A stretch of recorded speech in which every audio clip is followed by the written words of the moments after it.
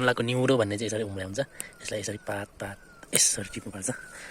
यहाँ पनि छ यसरी। म चाहिँ आज खाना बनाउँदै भर्खरमा छु अनि कान्लामा मैले निउरो खोजिरहेको छु। निउरो एकदम अर्ग्यानिक निउरोको तरकारीसँग खाना बनाउन खोजिरहेको छु। कान्लाको निउरो भन्ने चाहिँ यसरी उम्रे हुन्छ। यसलाई यसरी पात पात यसरी टिप्नुपर्छ। यहाँ पनि छ यसरी। यहाँ मसिनो यो दुईटै पात टिप्ने अनि यो टिप्ने। यिनीहरू दुईटा यस्तो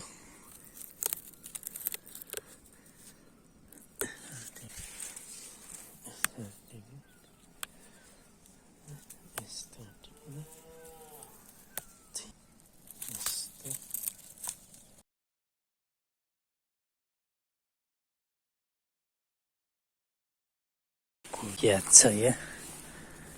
यो प्याज अनि हतारको बेला यस्तो सबै डल्लै चुडाएर लाने हो। यस्तो गर्न त नहुने हो।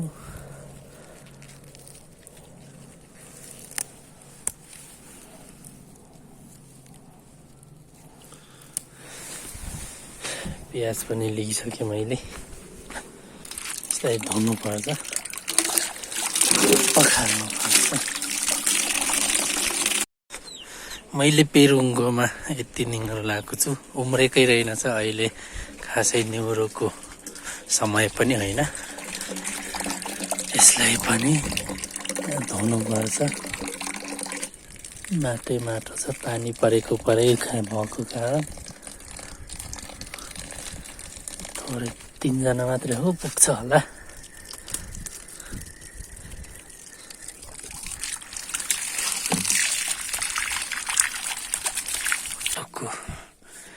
चना पनि अलिक थप्नुपर्छ।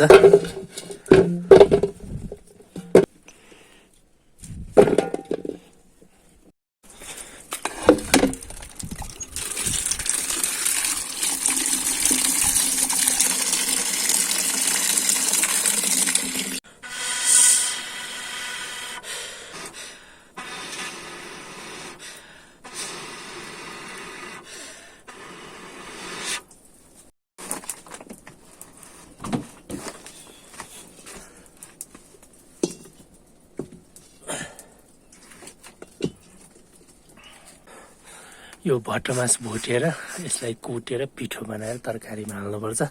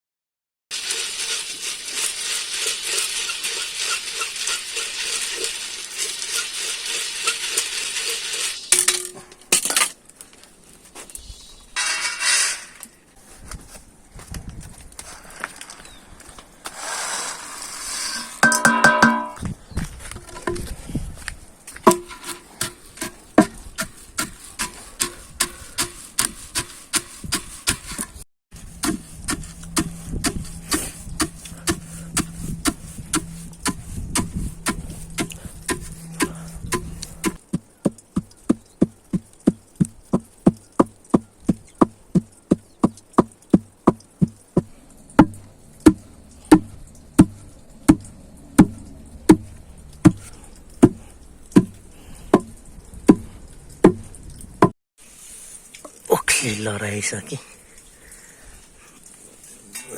एक हातले भेटियो, एक हातले पोखिने हो कि।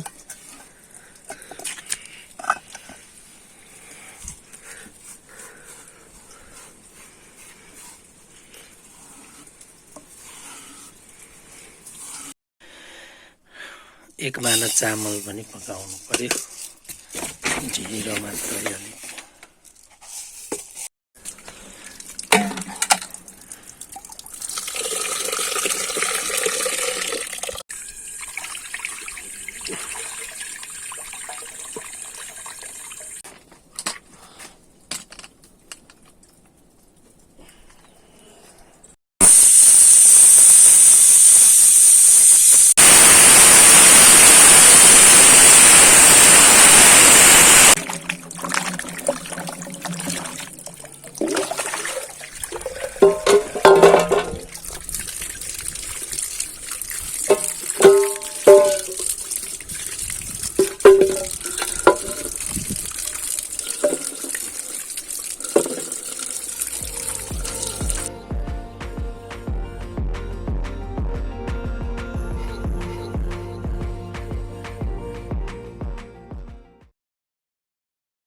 सागलाई निगुरो सागलाई नि मजाले धुनुपर्छ।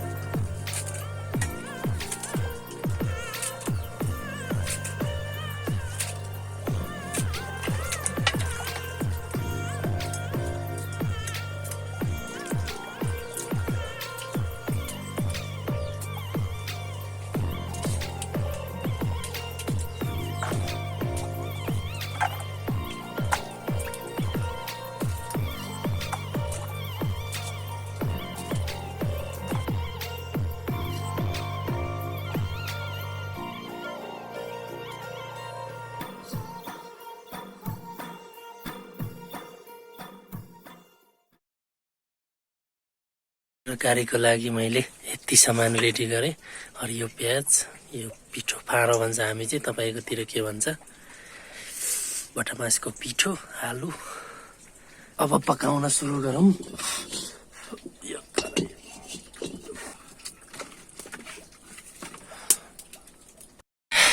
खाने तेल सकेछ। यहाँबाट एउटा स्वास्तिक सोयाबिनको परेछ तेल।